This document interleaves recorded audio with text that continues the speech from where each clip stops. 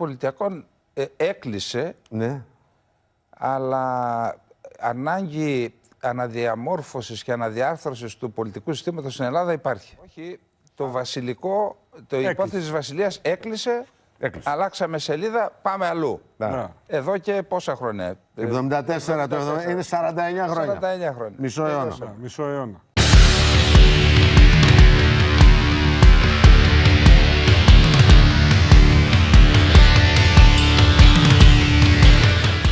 Η Τουρκία έχει Σουλτάνο, είμαστε οι 6, τώρα διάβαζα ότι έχουν στα χέρια τους όλες τις δημοσκοπήσεις. Και ψάχνουν να βγάλουν... Θα μας τα πει η κυρία η Μαρία. Έχουν τις δημοσκοπήσεις, έβαλαν κάτω όλα τα σενάρια, έχουν μοιράσει υπουργεία, έχουν μοιράσει θέσεις βουλευτών. Ναι. Εκεί υπάρχει Πρόεδρο έχουν μοιράσει, έχουν βγάλει.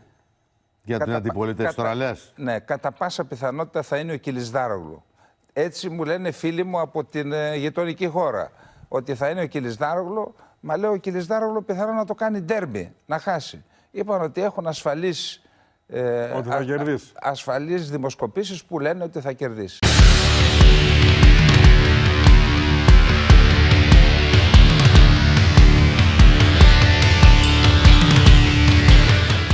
Δεν ξέρω αν το είδε η κυρία Ζαχαράκη. Υπάρχει μια οργάνωση Χίσμπου Ταχρήρ, τρομοκρατική έχει χαρακτηριστεί, αλλά έκανε 3 μεγάλες εκδηλώσεις, Κωνσταντινούπολη, Άγκυρα και Άδανα, η οποία αμφισβητεί τον κοσμικό χαρακτήρα του τουρκικού κράτους ευθέως, αμφισβητεί το υφιστάμενο σύνταγμα, θέλει ανατροπή. Συμμετείχαν και 2 κόμματα σε αυτές τις μεγάλες εκδηλώσεις.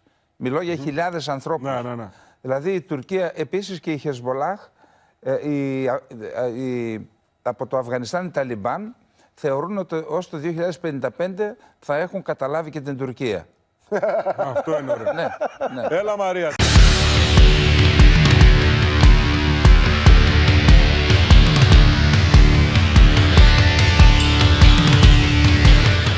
Έχουμε κοινή αντίληψη. Σε σχέση με τα F-16 δεν είναι ελληνικό το ζήτημα. Και υπάρχει μια λάθος αντίληψη ότι ο Μενέντες εξυπηρετεί αποκλειστικά τα ελληνικά συμφέροντα.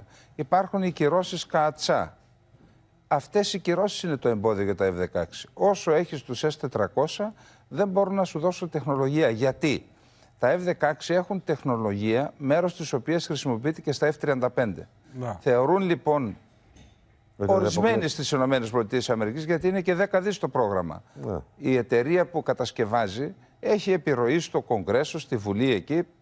Θα παίξει ρόλο. Αλλά αυτή η τεχνολογία που τα καθιστά 4η ή 4,5 γενεά στα F-16 είναι κρίσιμη να δοθεί στην Τουρκία, η οποία μπορεί να τα κουμπώσει στις S-400. Όχι να τα κουμπώσει. Οι S-400, αν είναι σε φιλική χώρα και οι S-400 και τα F-16, άλλωστε γι' αυτό δίνονται και τα F-35. Εκεί είναι το βασικότερο πρόβλημα και φυσικά είναι και οι ενστάσεις της του ελληνικού λόμπι.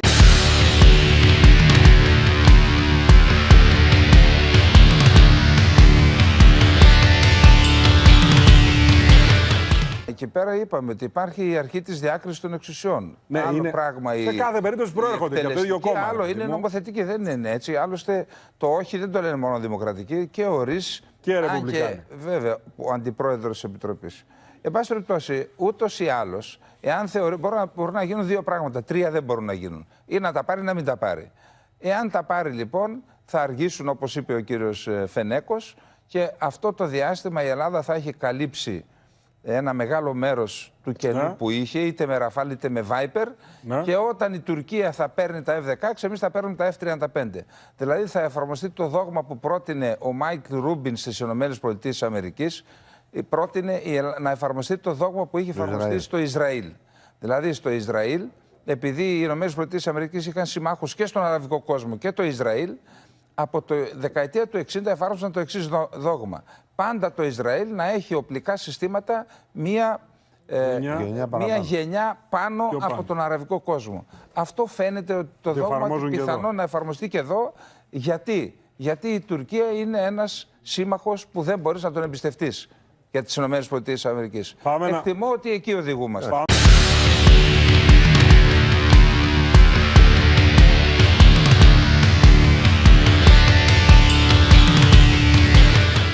και είπαμε για τα F-16, η Τουρκία φιλοδοξεί να αποκτήσει το δικό της αεροσκάφος 5ης γενιάς. Τότε, επειδή υπάρχει άποψη εδώ και στην Ουάσιγκτον ότι να δοθούν τα F-16 για να μπορούν μέσω των οπλικών συστημάτων των ΗΠΑ να ασκούν επιρροή στην Τουρκία. Αυτό είναι μια λάθος προσέγγιση. Η Τουρκία ήδη έχει πάρει το δρόμο της. Και πιστεύω ότι πλέον είναι πλειοψηφούσα η άποψη στη Δύση και στις ΗΠΑ ότι η παλιά σχέση με την Τουρκία πρέπει να τη βάλουμε στην άκρη. Ναι, αλλά δεν θέλουν να τη στείλουν και απέναντι. Να αναζητήσουν μια Μα θέλουν, δεν θέλουν, η Τουρκία έχει κάνει τις επιλογές της. Και ένας από τους λόγους που η Τουρκία στρέφεται προς την Ευρασία ή στον Ισλαμικό κόσμο είναι το ζήτημα των ανθρωπίνων δικαιωμάτων. Η Δύση ούτως ή άλλως, έστω και με αυτόν τον τρόπο που δεν μας ικανοποιεί, ασκεί πιέσει στην Τουρκία για τον εξυγχρονισμό της και για την αναγνώριση των εθνικών και θρησκευτικών ομάδων που δεν το έχει κάνει ακόμα. Στρεφόμενοι στη Ρωσία, στην Κίνα και στο Ιράν, εκεί ισχύουν οι ίδιες αξιακές αρχές. Δεν δίνουν σημασία στα δημοκρατικά δικαιώματα, στα ανθρώπινα δικαιώματα. Γι' αυτό η Τουρκία στρέφεται προς τα εκεί.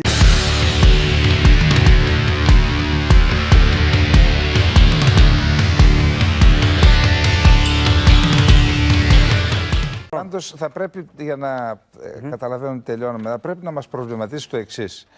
Σήμερα, αύριο ή στις 18 του μηνός συναντάται ο Νταβούτογλου με τον Μπλίνκεν.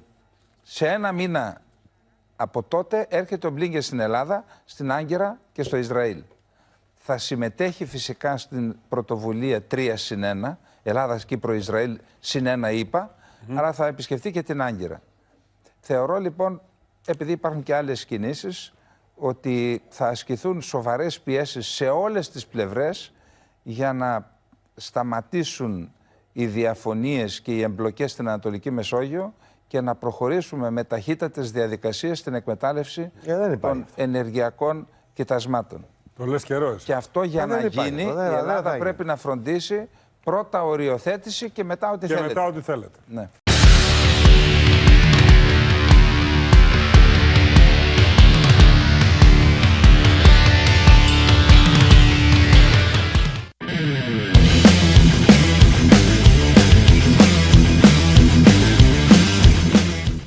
Μείνετε συντονισμένοι στο κανάλι του Σάβα Καλεντερίδη. Αν σας άρεσε το βίντεο, δυναμώστε τη φωνή μας. Πατήστε like, μοιραστείτε το περιεχόμενο, χτυπήστε το καμπανάκι για να σας έρχονται ειδοποιήσεις. Και μην ξεχνάτε, επισκεφτείτε το www.infognomopolitics.gr, την πηγή της ενημέρωσης.